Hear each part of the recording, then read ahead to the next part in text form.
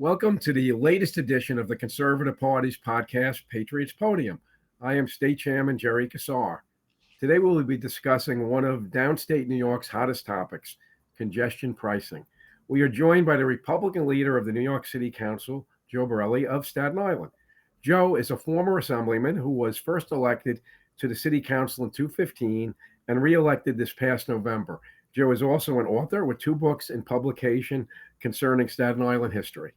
He was elected Republican leader in 2021, seeing his membership grow, frankly, presently to 6 members, really due to his leadership. He's a very hands-on Republican leader.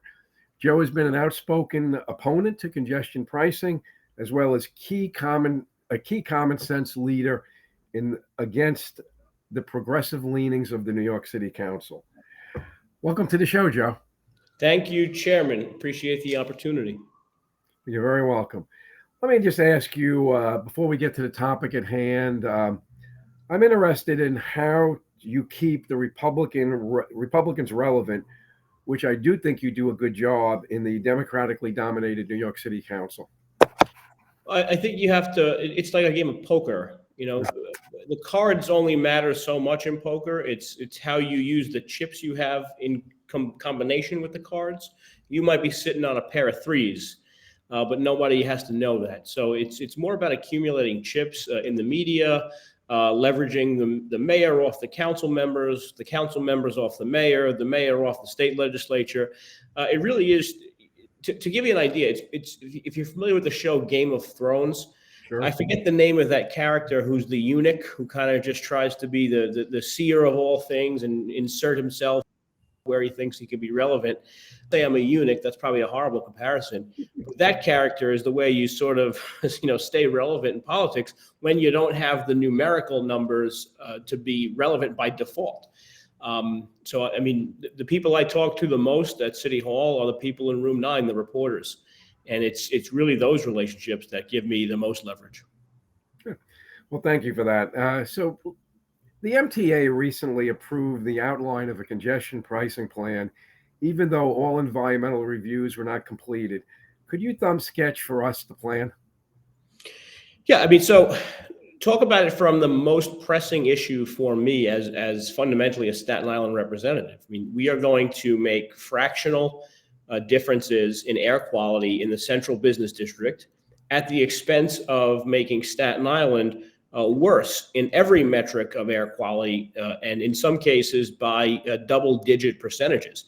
So to me, it's an immoral issue where we're going to benefit sort of the wealthy folks in Manhattan at the expense of the health of Staten Islanders.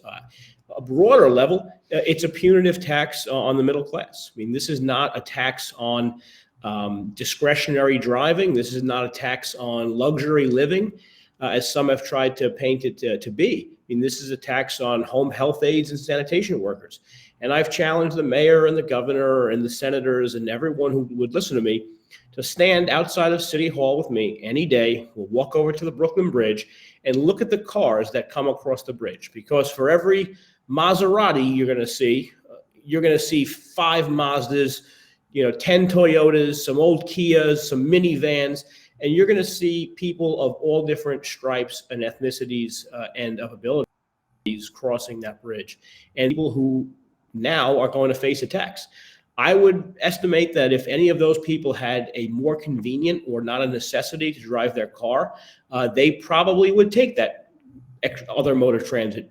Oftentimes, it is not faster to take a car into Manhattan, but for many reasons, people don't use it. So now it's a tax on them. Well, you kind of alluded to it a minute ago. Congestion pricing has become a buzzword, words for environmental wokes, as well as Manhattan-centric New Yorkers who do not own cars in many cases. And frankly, they can be outright anti-automobile. I see this all the time. Do you see a certain elitist element driving congestion pricing? Oh yeah, I mean, we see it at the highest level from the governor and the MTA on congestion pricing. We see it even at the local level here in the city council, where we just voted to take away the community board's role in bike lane placement. I mean, these are people who are the most grassroots people, and some of them like bike lanes. And rightfully so. In some places, they make sense, right? Council decided we're going to take any power out of the local community board and the local council members' hands and give it all to the central authority, DOT, to put bike lanes every which way they possibly can. That's the mentality that's driving transportation policy in this city. The policy is how can we take away lanes of traffic, not how we can make traffic. And frankly, it's not even, whether you like London's congestion policy or not, they're forcing people to use electric vehicles. So at the very least, they're even attempting to make this about the environment, whereas we're just making it a tax.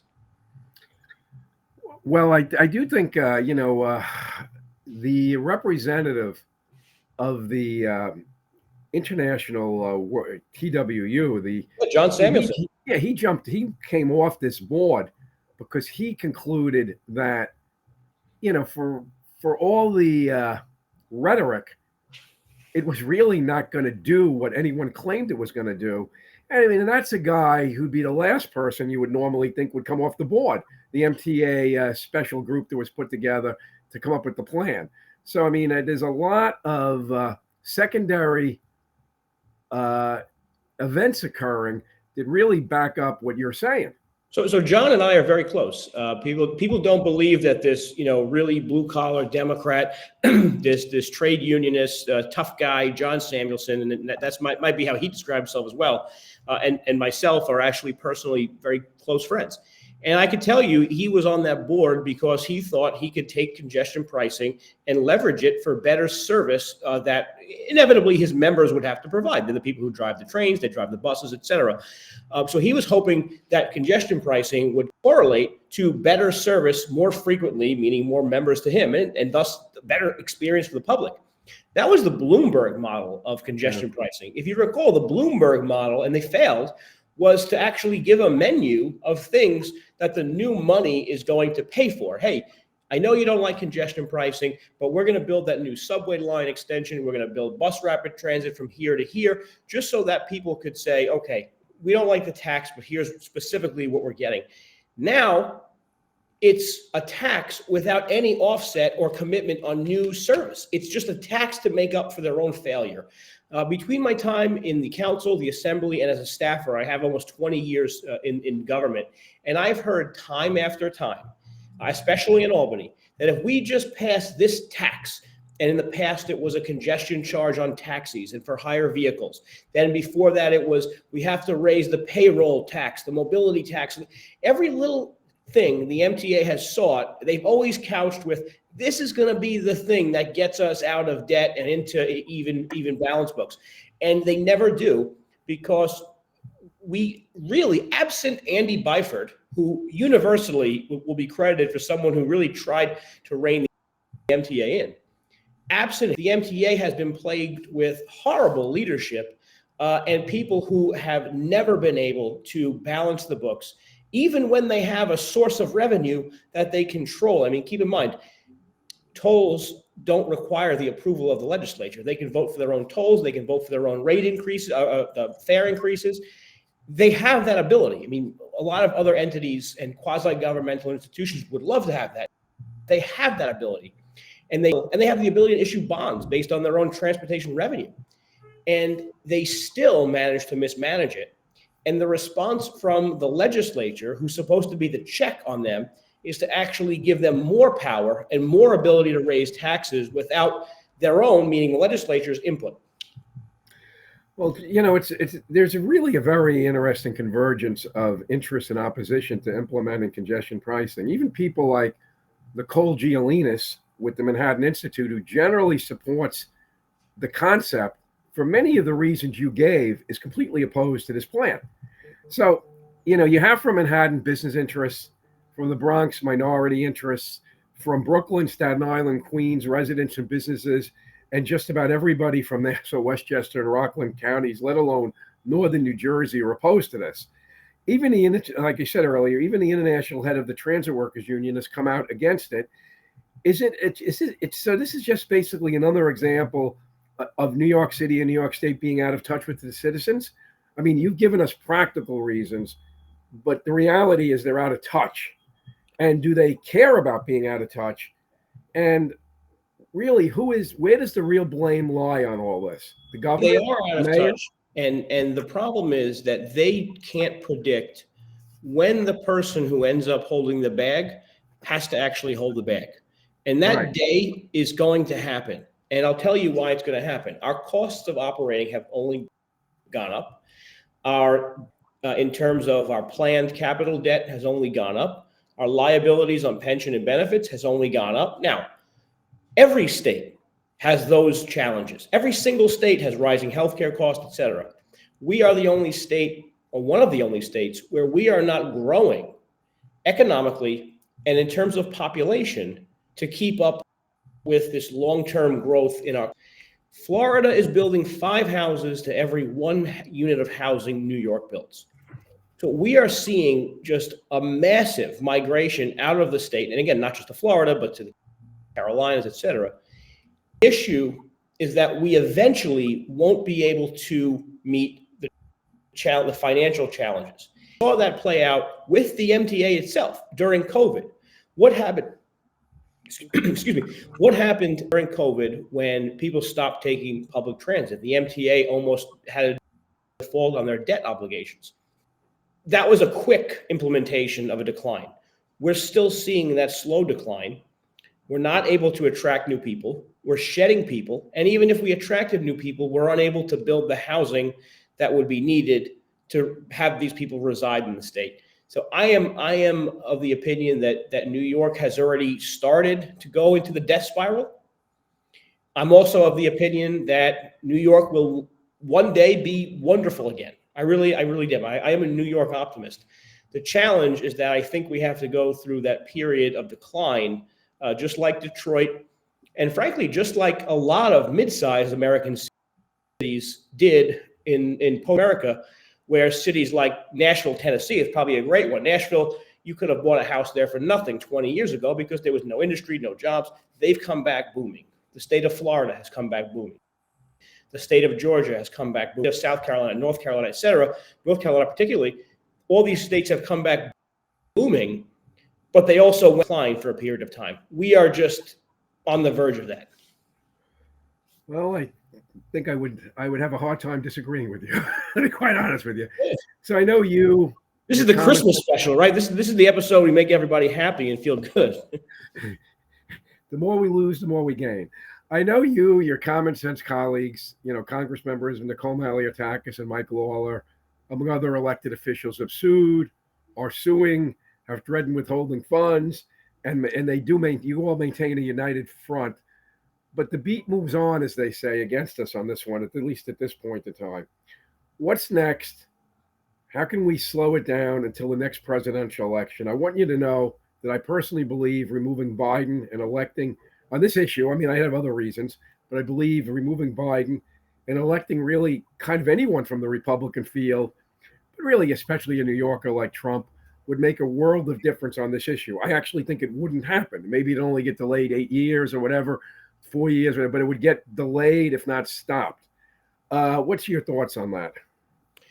I think the best case scenario at this point would be for us not to have to file more lawsuits, but for the Independent Redistricting Commission that basically came up with the maps that were incorrect to simply take the maps that were drawn by this special master, and in the interest of time, because this has to be in according to the court by February 28th, just to uphold maps that were already drawn. This is the simplest. Well, I'm talking about the one on congestion pricing, Joe. On on congestion pricing, I mean, we have to have a lot of, and I don't have a lot of faith in Governor Murphy outside of his stance on congestion pricing, but he, Congressman Gottheimer, and a couple of other Jersey politicians have brought a lawsuit that really has the most merit. Their lawsuit has withstood some initial challenges, and I think that really is our only path. We had last year who was determined to abolish congestion pricing. I mean, it would have left him with the need to somehow make up for some of that money, but there are other ways the MTA can raise revenue. Look, I'm a conservative, I'm a Republican. I don't want to raise taxes in any way, but there are more equitable ways and more fair ways to raise taxes to pay for the MTA and some belt tightening to go along with that than congestion pricing. Let My me theory ask you. Let pricing. me ask you this: isn't there like $600 million annually in uncollected fares? Now, I mean, I know you're not going to collect them all, but I mean that there's a lot of money there that they Well, there was just about $500,000,000, and they committed to doing something about it. And then after they did a year of doing something about it, there was like $700 or $800 million in uncollected fares. So that goes to show you how the MTA really operates. But the issue I have is that the Governor Zeldin would have had to confront these problems in a budget negotiation with the legislature of all of which are up on the ballot, voted down by the public. If we give the MTA this ability to implement congestion pricing, it'll be just like tolls and fares, where they can just keep raising the dollar amount as they see fit and without any. So the benefit of having Governor Zeldin over Governor Hochul was that we would have, yes, had to make up the money somehow, but we would have done it in a way that's respectful of the taxpayer, who ultimately gets a say in whether the people who had to raise those revenues or not. Now, I feel, anyways, that a Republican, the MTA is moving to have this thing operating in the spring. If we were able to get past the spring and elect a Republican president, I think this would. I believe this congestion pricing scheme would potentially be blocked. Do you see that as a possibly? Yeah. I am not optimistic on the fact that when the moment we raise the first dollar, we'll ever be able to erase it, because once you have a revenue, never getting rid of it. You might as well just pack it in and just get used to it, and get the movie instead of thinking about going in to see the play. Joe, a lot of people go to school and get their PhDs just to say what you simply said that everybody knows to be true. Right. Yeah. Some of them even get to become the president of Harvard and MIT. Well, we know what that entails. So let me you actually started talking about it, but I wanted to change topics over to the reapportionment. You and I attended a press conference that was coincidentally on Monday. Even though the decision came down on Tuesday, they were not coordinated. And on Tuesday, the Court of Appeals threw out a fair and competitive redistricting, in which the judicial process really showed itself to be, in my view, partisan and corrupt, at least at the highest levels. Now, I don't think a person has to agree with us at all, but I do think it was too obvious with what occurred with the switching of the judges and the final majority opinion using a judge that wasn't actually on the court. I mean, I think that was just a little too much. So there's heavy speculation that the decision of throwing out the lines would come down. We expected as much. It really did seem preordained by the Democratic Party. Now that you've seen the decision, you was talking about it before, could you add your thoughts concerning the decision? Well, the most wrong thing you said was that the judges are corrupt and how they get nominated just at the highest level. I mean, the lowest level is pretty functionally corrupt too, and you basically buy your seat from the county boss or get a nomination for an uncontested race. That said, I think the only way that this could work out good for us, meaning Republicans and the majority, is if the current independent redistricting commission just rubber stamps the existing special master maps. That, just in the interest of time and in the interest of not having enough, time to have public hearings and go through the full legislative redistricting process. Because now remember, if they don't go through the full process, we have the opportunity to sue. So maybe there's, now there's 2 years of some new maps that are unfavorable to Republicans, where we now sue in federal court because they didn't follow their own constitutional laws in redistricting. I just think this could all be solved if the Independent Redistricting Commission just comes out and say, you know what, we're going to rubber stamp the last maps. You're going to keep them for the next 3 cycles. And then in 2030, do it again, whatever way you want to do it. I agree with you. I definitely believe that, the court ruled on a process, which I do not agree with their decision, but they never ruled on the actual lines. And you would have every reason to want to resubmit lines that were done by an independent expert who is a known Democrat, actually, independent from a different state. So there was merit there, and they were highly competitive. But like you, my cynicism about this process is very real. Hey, Joe, Thank you for taking the time to be with us. you have any final words for our viewers? No, they have to get engaged. Even though we as Republicans and conservatives fought against the campaign financing at the state level, mostly because we don't believe in public financing of elections. That said, now we have to get used to using these rules to hopefully grow some of the conferences in Albany, because now we can be competitive in some races where at one point the DAC and the Senate Dems could always outspend us. So we got to be ready to organize in some of these swing districts in the state legislature. That is my last advice for everyone. That should be the one they remember if they forget everything else I said. Well, once again, Joe, thank you for joining us. We have, you and I have known each other really for many, many years now. It's kind of scary. Actually, we probably have known each other for 20 years. I had hair, and I was a lot thinner. But you're like, what are you, like 40 years old? I'm 41 this year. I'll be 42 in July. Wow. So you've really had a stellar career, and a very youthful, stellar career. I do seriously believe the city would be a much better place if we had another dozen Joe Borellis in the city council. I know you're part of a lead on a common sense caucus, which is a little bigger than the Republican conference. The whole group is like 9 members, right? Yeah, now we have 9, 6 independently elected Republicans and 3 Democrats. And to be honest, if the speaker doesn't play her cards right and she, gives the screw to some people, we might even grow more. You never know. I've seen other places that have worse setups than. I mean, I think not your problem, but the biggest problem is you deal with a loony group of legislators. But as an institution, the council functions very well.